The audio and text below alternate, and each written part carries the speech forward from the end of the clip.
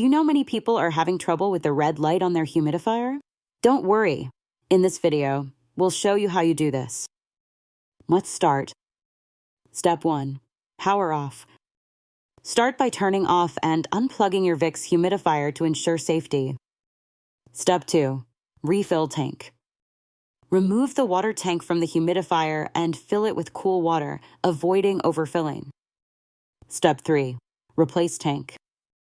Reattach the water tank securely back onto the humidifier. Step 4. Wait to reset.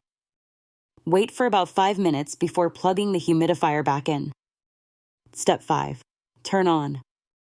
Turn your humidifier on again. If the red light persists, consider a deeper clean of a heating element. Once you've completed these steps, your humidifier should be working properly. Still need help? Visit our website for the complete manual. There you will also find questions and answers from other Vicks users. Did you find this video helpful? By subscribing, you help us continue to answer users' questions. So, subscribe to our channel. Thanks for watching, and see you in the next video.